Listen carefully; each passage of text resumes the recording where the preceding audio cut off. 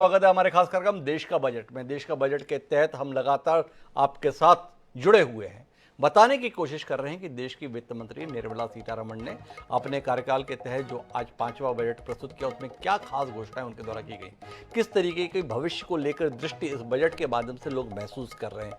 देश के प्रधानमंत्री भी अभी मीडिया के माध्यम से रूबरू हुए। उन्होंने बताने कि इस बजट ने देश के आने वाले समय के रोड मैप को बहुत स्पष्ट तौर पर जाहिर किया है। यह बजट सर्वसमावेशी है। इस बजट में प्रावधान किया गया है कि समाज का कोई भी व्यक्ति वंचित ना रह जाए। वंचित वर्ग को प्राथमिकता देने की बात स्वयं वित्त मंत्री ने भी कही थी। इस बजट के अंदर उनका दावा है कि हमने कृषि क्षेत्र को, औद्योगिक क्षेत्र को, छोटे उद्यमियों को, सबको अपने अपने स्तर पर प्राथमिकता देते हुए उन्हें जोड़ने की कोशिश की है। इस सिलसिले को विस्तार देने के लिए, बजट के प्रावधानों को समझने के लिए हम लगातार विशेषज्ञों के साथ जुड़े हुए हैं। इसी क्रम में हमारे साथ में छत्तीसगढ़ के पूर्व वित्त मंत्री, जिन्हें छत्तीसगढ़ के इतिहास का सबसे सफल वित्त मंत्री भी माना जाता है, उनकी प्रशासनिक दक्षता के कारण अमर अग्रवाल जी जुड़ चुके हैं। तो अमर जी, आपका स्वागत है हमारे साथ। बहुत बहुत धन्यवाद कार्यक्रम में आपकी पार्टी भारतीय जनता पार्टी 9 साल से देश में सत्ता में है। उस सरकार के द्वारा एक बार फिर बजट देश का प्रस्तुत किया गया। आपसे समझना चाहते हैं, आपने तो स्वयं वित्त मंत्री के तौर पर काम किया है, ये बजट पार्टी की दृष्टि से नहीं, एक अर्थशास्त्री की दृष्टि से आप क्या देख पा रहे हैं? अगर हम इस बजट को देखें, मैं थोड़ा सा पीछे चलता हूं। 2014 में भारतीय जनता पार्टी की सरकार बनी और भारतीय जनता पार्टी की सरकार का ये 9वां बजट है। 2014 में हमारे देश की जो अर्थव्यवस्था थी वो दुनिया की 10वीं बड़ी अर्थव्यवस्था थी, लेकिन 2014 के बाद जो प्रयास चालू हुए बजट के माध्यम से आज दुनिया की 5वीं बड़ी अर्थव्यवस्था हमारा देश बन गया। बजट को हमको 2 रूप से बनाना पड़ता है। एक तो देश की जो तत्कालिक ज़रूरतें हैं वो पूरा करना भी बहुत ज़रूरी होता है। दूसरा, देश के भावी पीढ़ी का निर्माण या देश की भविष्य का निर्माण, उसको भी ध्यान में देकर बनाना पड़ता है, जब भी देश तरक्की की तरफ जाता है। तो अगर हम पूर्व के बजट के जो किए प्रावधान हैं या जो सोच थी, संकल्प थी, आज उसके अगर हम 8 साल के बाद समीक्षा करते हैं तो हम पाएंगे कि दुनिया की सबसे बढ़ती हुई अर्थव्यवस्था, दुनिया की 5वें नंबर की अर्थव्यवस्था, घटती हुई बेरोजगारी, नियंत्रित महंगाई और अनेकों जो अर्थशास्त्र के पैरामीटर हैं उस पर हमने तरक्की की है। अगर मैं वर्तमान बजट की आज की बातचीत करूं तो तत्कालिक में हमारे देश के जो शासकीय कर्मचारी हैं, मध्यम वर्गीय हैं, छोटे व्यवसायी हैं, उनकी एक ही मांग थी कि इनकम टैक्स में कुछ न कुछ राहत होना चाहिए। तो आज 7 लाख रुपए तक कोई टैक्स नहीं। अगर मैं बात करूं तो 50,000 रुपये महीने की जिसकी इनकम है, अब उसको कोई टैक्स नहीं लगेगा। हमारे देश में करोड़ों कर्मचारी ऐसे हैं जो 50,000 रुपये से नीचे पाते हैं। तो एक बहुत बड़ी राहत कर्मचारी को कह लें, मध्यम वर्गीय को कह लें, छोटे व्यवसायी को कह लें, सरकार ने दी है। दूसरी तरफ बेरोजगारी या रोजगार दुनिया में किसी भी सरकार के सामने चुनौती है और उसके लिए काम करना। इस बजट में अगर हम देखेंगे तो एक नया प्रयास हमारी सरकार करने जा रही है। विश्व में जहां भी रोजगार के अवसर हैं, उन अवसरों के अनुरूप हमारे युवकों को प्रशिक्षित करना, उनके लिए नई शिक्षा की घोषणा इस बजट में की गई है। और सबसे बड़ी बात, 43 लाख जो युवा हैं उनको कौशल उन्नयन के माध्यम से, नई शिक्षा के माध्यम से एक तरफ व्यवसाय के लिए तैयार करना और 3 साल तक स्टाइफन देना, दूसरे शब्दों में अगर मैं कहूँ तो 3 साल तक बेरोजगारी भत्ता कह लें, उसको स्टाइफंड कह लें, वो दिया। इसके साथ अगर इस बजट में हम देखें जी, तो महिलाओं का जो एक महिला बचत सम्मान परिपत्र चालू करके उनको ज़्यादा ब्याज देना।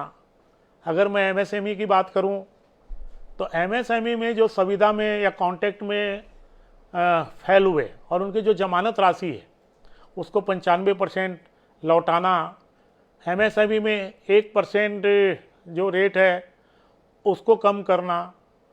अगर मैं किसानों की बातचीत करूं तो पूरे संयुक्त राष्ट्र संघ ने मिलेट्स वर्ष घोषित किया है, उसके लिए अलग मिशन बनाना आगे चल के हमारे किसानों की आमदनी भी बढ़ाएगा, दुनिया के स्वास्थ्य के क्षेत्र में भारत की भूमिका भी होगी। इसके साथ ही अगर हम देखें तो गरीब के लिए अगर हम देखें, आज भी अगर हम गांव में जाएंगे तो सर्वाधिक मांग आवास की होती है। जी, 66% की वृद्धि करके 80,000 करोड़ रुपए का प्रावधान।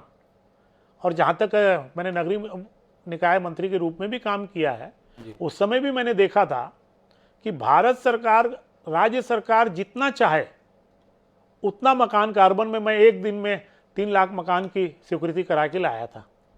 तो जो प्रधानमंत्री जी की घोषणा है 2022 तक सबको आवास देना, किन्हीं कारणों से देश ये लक्ष्य को पूरी नहीं कर पाया। मैं उन विषय पे नहीं जाऊंगा क्यों नहीं कर पाया जी, लेकिन वो मिशन जल्दी पूरा हो, जल्दी ही पूरा होगा। तो तमाम अमर जी विस्तार से बता रहे हैं हमें कितने अच्छे अच्छे प्रावधान इसमें हैं, पर सब कुछ इतना ही अच्छा है क्या?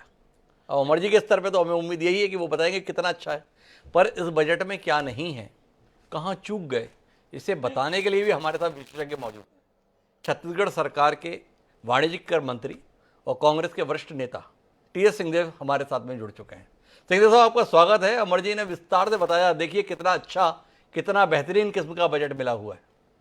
आप भी इस बजट का तसल्ली से अध्ययन कर रहे हैं, थोड़ा रोशनी दीजिए। आप भी सहमत हैं, अमर जी के साथ हैं, या अमर जी की बातों से कुछ असहमति के स्वर आपसे हम उम्मीद करें?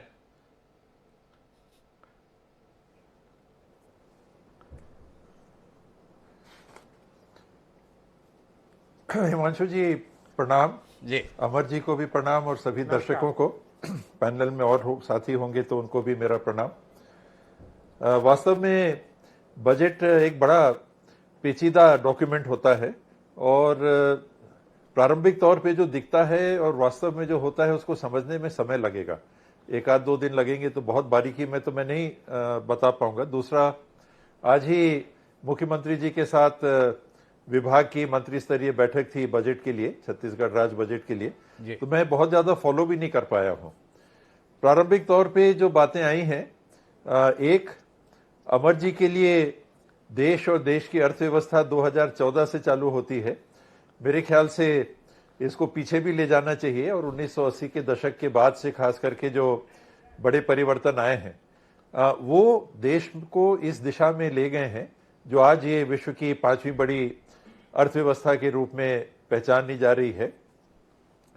और कोरोना काल को छोड़ के भी अगर हम देखें तो जो फिगर हमको जीडीपी की बढ़ोतरी के दिखते हैं उसमें कुछ चिंता करने की जरूरत है। वैश्विक स्तर पे की तुलना में हम बेहतर स्थिति में हैं, इसमें कोई दो बात नहीं है, लेकिन जो आंकड़े प्रस्तुत किए जा रहे हैं वो भी डाउनसाइज करके देखे जा रहे हैं कि जीडीपी का जो ग्रोथ प्रोजेक्टेड था जी, आने वाले वर्ष में इसको घटा के 6.1% कर दिया गया है। पहले हमने ज्यादा इसको आंका था, पिछले साल भी हमने 8 के आसपास आंका था और ये 6.8 पे आके ग्रोथ हमारा रुका। तो ये चिंता की बातें हैं कि सामने तौर पे जो दिखती हैं बातें और वास्तविक रूप में जो जीडीपी के आंकड़े आते हैं, एक ये ईयर ऑन ईयर है जी, इसकी तुलना अगर हम प्री कोविड काल से करते हैं तो ये बढ़ोतरी 2% से ज्यादा की नहीं है, 2% 3% से ज्यादा की बढ़ोतरी नहीं है। कोरोना काल में इतना ज्यादा गिर गया था जीडीपी कि उसकी तुलना में हम देखते हैं तो हमारी स्थिति संतोषजनक दिखती है। ये जनरल तौर पे है। और अगर रिलीफ की बात देखें, अलग अलग विभाग को भी देखना होगा। स्वास्थ्य के क्षेत्र में उतना कुछ नहीं देखने को फिलहाल मिल रहा है। इसमें अंदर जाके देखना पड़ेगा कि वास्तविक रूप से क्या राशि बढ़ा के उनने दी है, क्या राशि बढ़ा के नहीं दी है, कौन सी राशि स्वास्थ्य विभाग के अपनी राशि के रूप में इनने बढ़ा के दी है और कौन सी राशि पंचायत विभाग के जो वित्त आयोग की संरचना है उसमें से राशि को स्वास्थ्य विभाग के लिए डाइवर्ट किया है। तो वो पंचायत विभाग मार खाएगा कि इतनी राशि आपने स्वास्थ्य के लिए डिमार्केट कर दी, एयरमार्क कर दी, तो विकास कार्य जो पंचायत स्तर पे होने हैं, अधोसंरचना के कार्य जो पंचायत स्तर पे होने हैं, वो नहीं हो पाएंगे। तो ये भी देखने की जरूरत पड़ेगी। जहां तक इनकम टैक्स स्लैब्स की बात है, इसमें मध्यम वर्ग को निश्चित रूप से राहत दिख रही है। कुछ राशि उनके पास बचेगी। 6 स्लैब बना दिए गए हैं। कुछ साथी, मैंने जैसे बताया कि प्रारंभिक स्तर पे हैं हम अभी इसके विश्लेषण के, 1 दिन 2 दिन और लगेंगे और बातें सामने आने में। तो वो बता रहे थे कि पुरानी स्कीम और नई स्कीम में हमको कोई बेनिफिट नहीं मिल रहा, क्योंकि नए स्कीम में हम अगर जाते हैं तो सेट ऑफ जो हमको मिल रहा था इंश्योरेंस इत्यादि का, वो हमको नहीं मिलेगा। 1.5 लाख रुपए का हमको ऑफसेट था, वो हमको नहीं मिलेगा। तो ये और देखने की जरूरत पड़ेगी कि वास्तविक स्वरूप इसका क्या है, क्या मिला, क्या चला गया। जो कहा जा रहा है कि एक स्लैब में करीब 85,000 रुपए बचेंगे, दूसरे स्लैब 1,000 रुपए बचेंगे, तो ये लाभकारी होगा अर्थव्यवस्था के लिए। पैसे आपके पास बचेंगे, आप सामान उससे खरीदेंगे, सामान खरीदेंगे तो मैन्युफैक्चरिंग बढ़ेगी और अर्थव्यवस्था ऊपर की तरफ बढ़ेगी। इसमें मैं बीच में रोकना चाहूंगा, आपसे सीधे तौर पे समझना चाहूंगा, ये आपको क्या दिखाई दे रहा है ये बजट? क्या ये चुनावी बजट है? क्या 2024 को ध्यान में रखते हुए ये बजट के प्रावधान दिख रहे हैं, या 2047 के लिए बजट है जिसका दावा सरकार कर रही है कि हम तात्कालिक सोच ही नहीं रहे, अमृतकाल चल रहा है, अगले 25 साल के लिए काम कर रही है सरकार? क्या वो गहराई, वो संजीदगी इस बजट में आपको दिख रही है या केवल बातों में दिख रही है?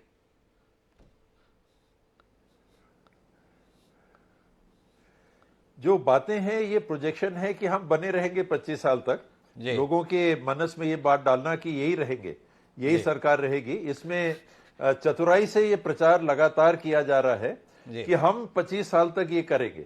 यानी उसमें ये नहीं है कि देश यहां पहुंचेगा या ये जो नीतियां हैं ये देश की जो भी सरकार बनेगी वो करेगी। इसमें चतुराई ये है कि हम करेंगे।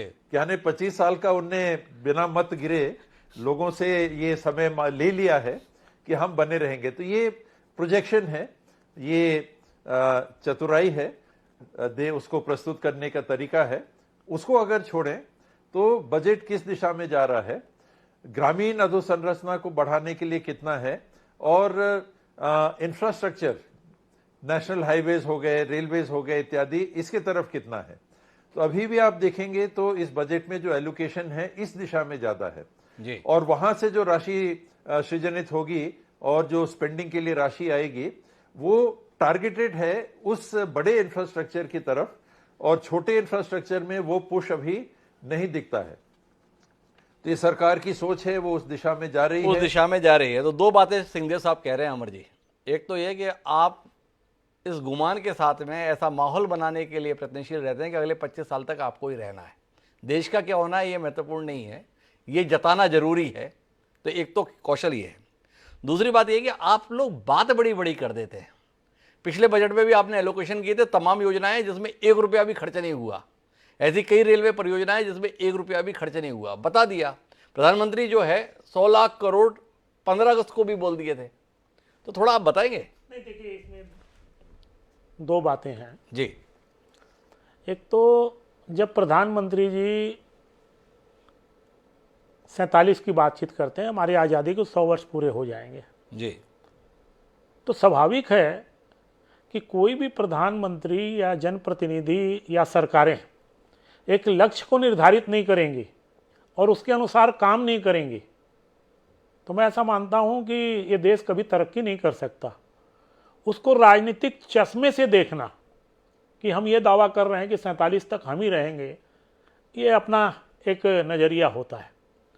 मैं पहले ही कह रहा हूं कि 2014 से 8 साल में जो भी बजट आए उसके परिणाम स्वरूप ही आज जो हमारे देश के अर्थव्यवस्था के इंडिकेटर दिखाई दे रहे हैं। सिंहदेव साहब अभी बोल रहे थे थोड़ा और पीछे चलो, तो चलो मैं वो और पीछे चलता हूँ।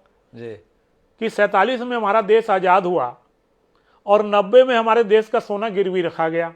मैं वहाँ तक भी आ जाता हूँ जी। तो मैं खैर उन विषय पर नहीं जाना चाहता। वो बोले पीछे चलो, इसलिए मैं थोड़ा पीछे गया कि कितनी अच्छी नीतियाँ थी कि हमारा देश ही गिरवी हो गया। दूसरी बात आपने कही कि बजट में एलोकेशन दिखाई देता है लेकिन मूर्त रूप में दिखाई नहीं देता। जी। देखिए, कोई भी जब बजट बनता है, क्योंकि वित्त मंत्री के रूप में मैंने भी काम किया है, आज सिंहदेव साहब का भी फाइनेंस कमीशन से लेके बड़ा अनुभव है। देखिए, कोई भी पहले साल का जो बजट होता है उसकी टेंडर की प्रक्रिया करते करते ही 9 महीने रहता है जी। तो वो पूरी संख्या बोली जाती है, लेकिन बजट प्रावधान हमेशा टोकन होता है। जी। तो टोकन होने के कारण, लेकिन अगर आज आप रिजल्ट देखिए, नेशनल हाईवे में हमने तरक्की की कि नहीं की।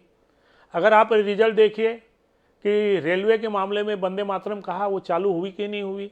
और आज भी जैसे अधोसंरचना के बारे में सिंहदेव साहब कह रहे थे स्वास्थ्य विभाग के, क्योंकि स्वास्थ्य मंत्री रहे हैं, मैं भी रहा हूँ, चिंता स्वाभाविक है।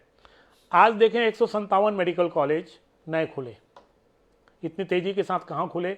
आज उनमें 157 नर्सिंग कॉलेज खोलने के लिए इसमें कहा।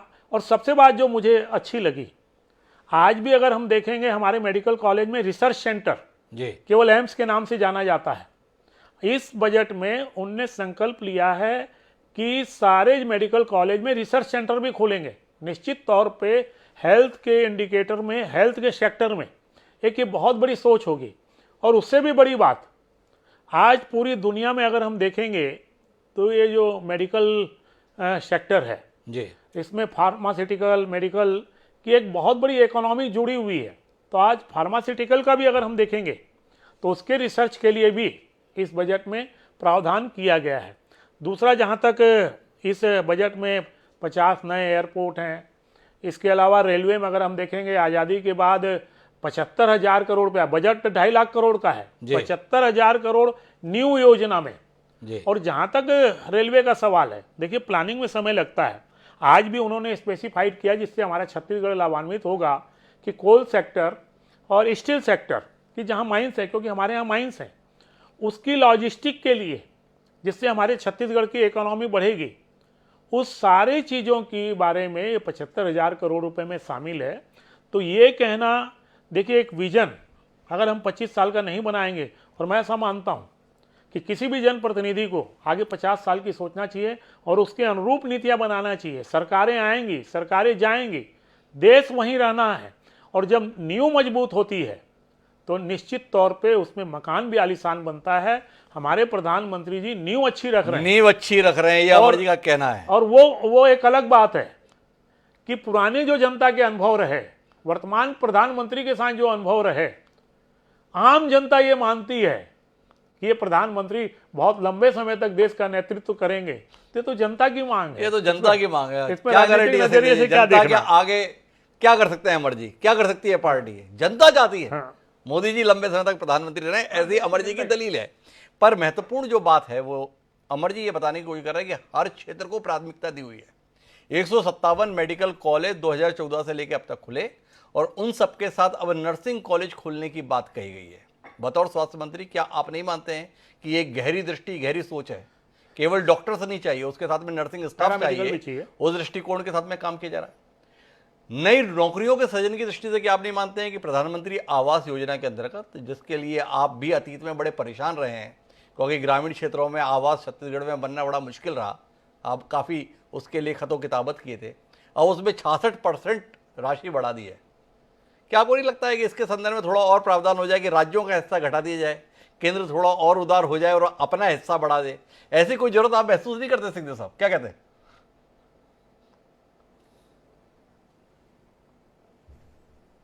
हमेशा गुंजाइश रहती है, और हाउसिंग के लिए अगर उन्होंने राशि बढ़ाई है तो इसको गलत कौन बोल सकता है जी। वो ठीक है।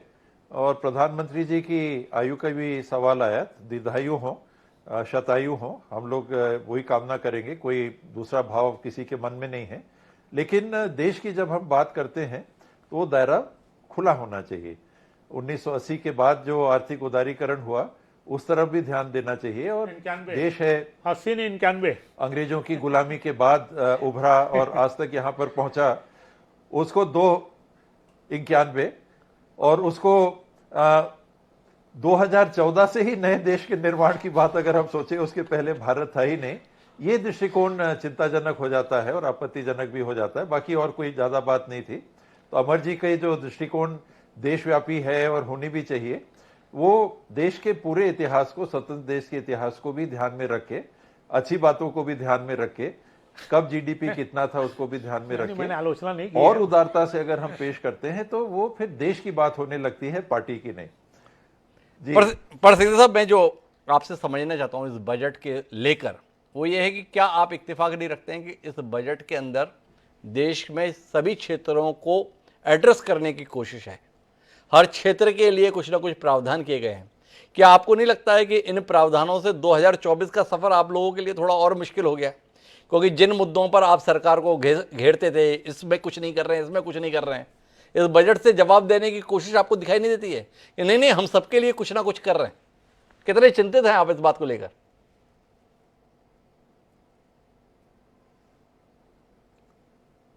बजट चुनाव को लेके मैं चिंतित नहीं हूं। वैसे कुछ लोगों से अभी बात हो रही थी, जैसे मैंने बताया कि मैं वाकई में इसको कुछ ऊपरी तौर पे भी स्टडी नहीं कर पाया हूं, लेकिन कई लोगों ने कहा कुछ नया नहीं है जी। ये उसके पक्ष की भी बात कुछ लोगों का कहना है कि नया नहीं है, निरंतरता दिखती है जी। तो ये सरकार की जो सोच है इंफ्रास्ट्रक्चर में, आपने भी जिस बात को कहा, रेलवे की बात कही, नेशनल हाईवेज की बात कही इत्यादि, इनका फोकस उस दिशा में है और ये टॉप डाउन डेवलपमेंट का मॉडल है जी। टॉप डाउन डेवलपमेंट के साथ में बॉटम अप डेवलपमेंट की भी जो परिकल्पना होनी चाहिए, उसकी मुझे कमी दिखती है कि ये सारे इंफ्रास्ट्रक्चर आप बिल्कुल करिए, लेकिन साथ में आप नेशनल हाईवे बना रहे हैं तो ग्रामीण सड़कों के संदर्भ में कोई बात आई क्या? नहीं आई जी।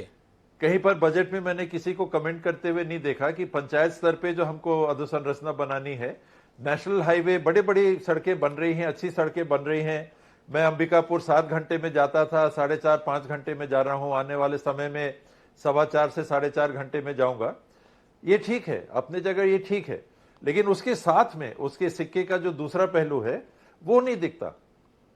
तो सिंधिया साहब को इस बात में कमी दिख रही है, अमर जी से रोशनी की उम्मीद करते हैं कि सिंधिया साहब को जो कमी दिख रही है। नहीं, देखिए, सिंहदेव साहब पंचायत मंत्री भी रहे हैं जी। अगर इनके 4 साल में अगर सड़कें बनी हैं तो प्रधानमंत्री सड़क योजना की ही बनी है।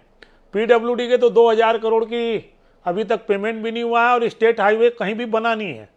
प्रधानमंत्री सड़क में, क्योंकि स्वयं मंत्री रहे इसलिए कह रहा हूं, और उनका अनुभव है कि जितना पैसा जो भी था सारा प्रधानमंत्री सड़क योजना में मिला है।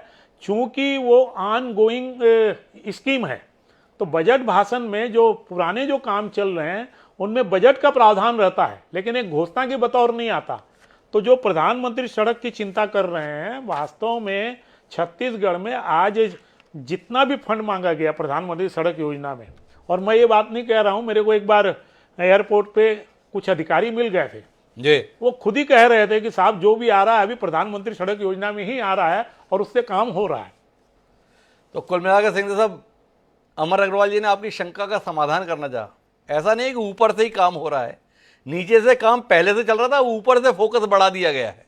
पर मेरा जो सवाल था उस सवाल को आपने एड्रेस किया नहीं। मैं फिर कह रहा हूं, सरकार आजकल जब भी बात कर रही है ना, या सरकार के मुखिया जब भी बात कर रहे हैं तो 400 दिन बचे हैं इसकी बात कर रहे हैं, 2024 को लेकर हर जगह बात कर रहे हैं। तो आप कैसे नज़रअंदाज कर देंगे बजट को?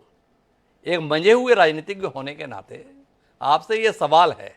या तो आपने हथियार डाल दिया, आपने देख लिया कि बजट इतना बेहतरीन है, चुनाव की दृष्टि से कहें क्या, या आपको लग रहा है कि चुनावी दृष्टि से कुछ बहुत मामला बनेगा नहीं? एक राजनेता की टिप्पणी अपेक्षित है हमें इस समय पे।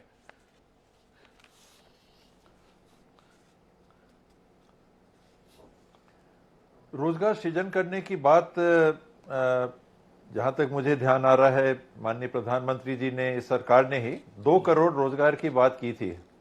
हर साल 2 करोड़ रोजगार हम देंगे। अभी बजट में मैंने फिर कहा कि मैंने पूरे अच्छी तरह से नहीं देखा जी। 45 लाख रोजगारों की बात है जी, जहां तक मेरे को हल्के तौर पे मैंने न्यूज देखा था जी। तो ये सारी बातें हैं।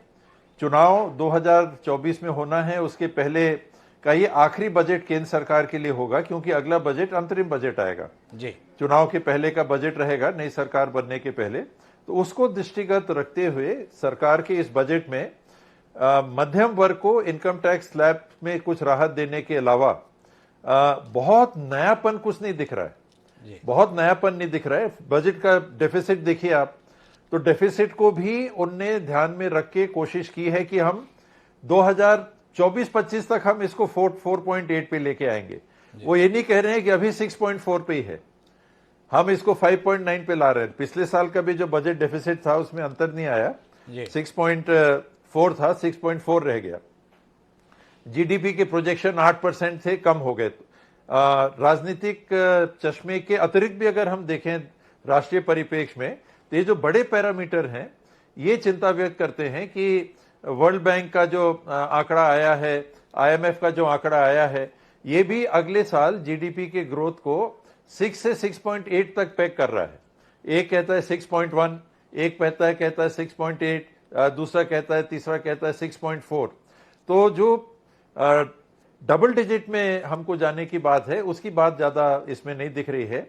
इन्फ्लेशन भी अभी हायर साइड पे है, इन्फ्लेशन को सीमित करने की बात हो रही है। एक्सपोर्ट्स हमारे प्रभावित होने वाले हैं। अंतर्राष्ट्रीय स्तर पे जो अर्थव्यवस्था में अनेक देश गंभीर स्थितियों से गुजर रहे हैं, हमारा एक्सपोर्ट प्रभावित होगा, उससे देश के जो बैलेंस ऑफ पेमेंट्स हैं इसमें फर्क आएगा। ये सारी बातें इस बजट के माध्यम से अभी नहीं दिख रही हैं। ये आने वाले समय में ये रिफ्लेक्ट करेगी, चुनावी वर्ष में ये सारी बातें भी सामने आएंगी कि जहां हमने इतने हजार करोड़, इतने लाख करोड़ रुपए का बजट प्रस्तुत किया है, तो स्वाभाविक है काम तो होगा ही।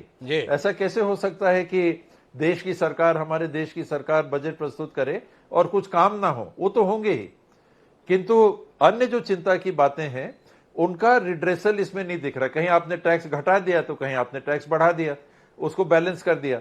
कहीं विशेष अंतर, कोई नयापन, कोई बात आया हो, वो दिखाई नहीं दिख रही। महत्वपूर्ण बात जो टीएस सिंहदेव साहब कह रहे हैं, मैं आखिरी तौर पे बातचीत को लेके जाता हूं। अमर जी, वो ये बोल रहे हैं कि आप लोग बात बड़ी करते हैं पर उसे हासिल नहीं करते हैं। आपने जीडीपी बताया 8%, हुई नहीं। आपने अपना लक्ष्य घटा लिया। अगली बार कहते हैं ना कि देखो लक्ष्य को हासिल कर लिया, क्योंकि लक्ष्य पहले ही घटा लिया। 200 मीटर दौड़ना था, दौड़ नहीं पाए, 100 मीटर लक्ष्य कर लिया। अब बता रहे हैं देखो देखो हमने 100 मीटर दौड़ लिया। इसी प्रकार से महंगाई के संदर्भ में बात कर रहे हैं, तो क्या कहते हैं आप? नहीं, देखिए, अगर हम पूरी दुनिया का अध्ययन करें जी, कोरोना के बाद जिस प्रकार से अर्थव्यवस्था दुनिया की चली, इतनी विपरीत परिस्थिति के बाद भी हमारे देश की अर्थव्यवस्था को दुनिया के मुकाबले में आगे ले जाना या उनसे आगे दौड़ना, देखिए लक्ष्य रखा, लेकिन आज भी 7% है, दुनिया में किसी देश की नहीं है। जो आगामी लक्ष्य रखा है, जैसे सिंहदेव साहब बता रहे हैं, आईएमएफ है, वर्ल्ड बैंक है, या जो और भी रेटिंग एजेंसियां होती हैं, तो उनका 6.1 से 6.8 है। तो सरकार ने तो ईमानदारी के साथ सारा आकलन करके 6.1, 6.2 है का ही लक्ष्य आगामी रखा है। लेकिन आगे का अगर हम देखेंगे, जो चिंता व्यक्त कर रहे हैं एक्सपोर्ट का, कि हमारे पेमेंट्स के बिल आएंगे। कल अगर हम इकोनॉमिक सर्वे को देखें, बेरोजगारी की बात कही उनने कही, आप देखिए कि कैसे बेरोजगारी के डाटाज हैं या रोजगार के अवसर हैं, गरीबी रेखा की सीमा है, हम सब में तरक्की कर रहे हैं। इसके साथ ही अगर हम देखें, बेरोजगारी की बात कर रहे हैं, भविष्य निधि का अगर आप अकाउंट देखेंगे तो भविष्य निधि के अकाउंट दिनों दिन अगर एक साल में बहुत बढ़े हैं, जो बताता है कि वो रोजगार के अवसर देते हैं। और जहाँ तक महंगाई का सवाल है, कल ही मैं इकोनॉमिक सर्वे की रिपोर्ट देख रहा था। इकोनॉमिक सर्वे में स्पष्ट कहा है कि आरबीआई के जो लक्ष्य थे उसके तक महंगाई आ गई। और ये सब बहुत टेम्परेरी फेस होता है, परिस्थितिवश होता है, डिमांड सप्लाई होता है या उसका। और जहाँ तक राजकोषीय घाटा का सवाल है, राजकोषीय घाटा पिछले 2 साल के कोविड के समय में जो 30 लाख करोड़ रुपए का पैकेज दिया, अगर वो पैकेज नहीं दिया जाता तो आज इस देश की अर्थव्यवस्था ही चौपट हो जाती। इसलिए राजकोषीय घाटा जो है वो दिखाई देता है। लेकिन अगर मैं बातचीत करूं, एफआरबीएम एक्ट कब आया, किस सरकार के समय में आया? राज्य सरकारों के लिए आज भी 3.5, पहले 3% था, मैं वित्त मंत्री था, 3.5 कहा गया है। लेकिन केंद्र सरकार का वहीं आज 6 पॉइंट है।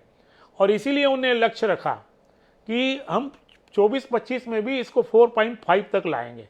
मैं खैर पुराने विषय पे नहीं जाना चाहता, क्योंकि जब आज़ादी के बाद ही चलना है तो ये सारे जो पैरामीटर हैं ये क्यों आए, मैं उस विषय पे नहीं जाना चाहता। लेकिन अगर आज बजट की बातचीत करें, आज एक नागरिक के नाते अगर हम इसकी विश्लेषण करें, तो निश्चित तौर पे हमको ये लगेगा कि हमारा देश तरक्की की तरफ जा रहा है, एक सोच के साथ जा रहा है, स्पष्ट नीति के साथ जा रहा है, दुनिया में हमारा सम्मान बढ़ रहा है। आज जो हमारी अर्थव्यवस्था है वो पूरी तरह से संतुलित है, तो पर कैपिटा इनकम बढ़ रही है। तो अगर हम आकलन करें तो निश्चित तौर पे हम पाएंगे कि सरकार ठीक दिशा में जा रही है, इसकी नीति भी स्पष्ट है और काम करने की पद्धति भी अलग है। और रही बात कुछ कमियों की, तो ये अल्पकाल में थोड़ी बहुत कमियां होती हैं, सरकारों के ध्यान में आती हैं और उसको दूर किया जाता है। दूर किया तो कुल मिलाकर हम बातचीत के मर पे पहुंचे तो अमर अग्रवाल इस इत्तेफाक के साथ है कि सरकार जो कह रही है उसी अनुसार आगे बढ़ते हुए क्रियान्वयन करते हुए दिख रही है। ये बजट भी उसको ही रिफ्लेक्ट कर रहा है। सिंधिया साहब भी इस बात से इत्तेफाक रख रहे हैं कि सरकार अपने जिन बातों का दावा करते है उन्हीं को जताने की कोशिश कर रही है। इस बजट में कुछ नया ऐसा नहीं मिला जिससे लोगों में एक उत्साह या उमंग पैदा हो, लेकिन इस बजट के प्रावधानों को अभी और ज्यादा अध्ययन मनन करने की जरूरत है, तब इस पर स्पष्ट रूप से कुछ कहना संभव हो पाएगा। तो सिंधिया साहब को हम वापस फिर से जोड़ेंगे, 1-2 दिन बाद जोड़ेंगे, जब सिंधिया साहब एक स्पष्ट निष्कर्ष के साथ हमारे साथ होंगे। लेकिन आज तुरंत चर्चा के लिए जुड़ने के लिए आप दोनों मेहमानों का बहुत बहुत धन्यवाद। तो आज के इस कार्यक्रम में इतना ही, जल्द फिर मिलेंगे। मुझे दीजिए सरबराह।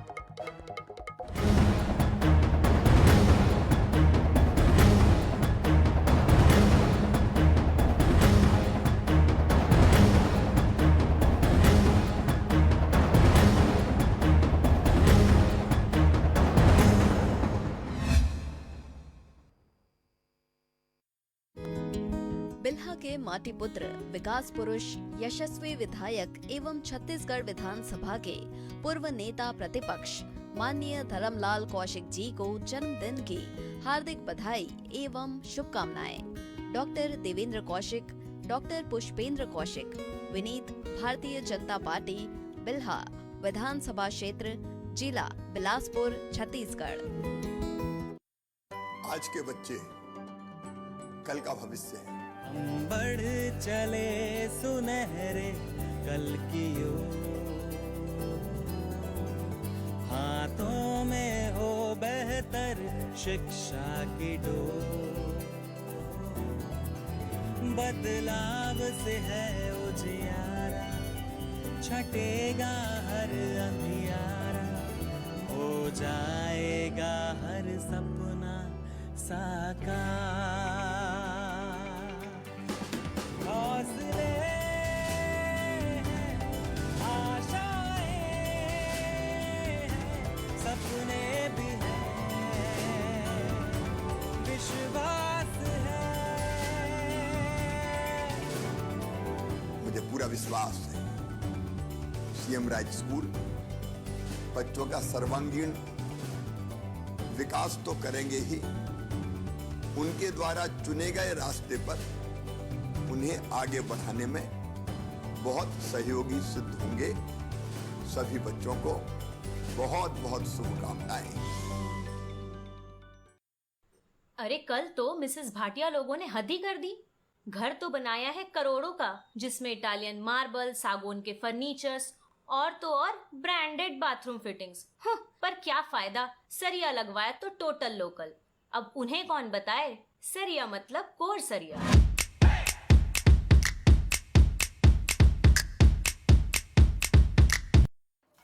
नमस्ते सर।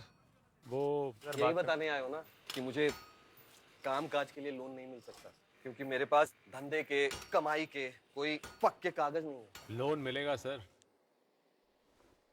हमने पता किया है कि आपने किसी से 1 लाख लिया हो या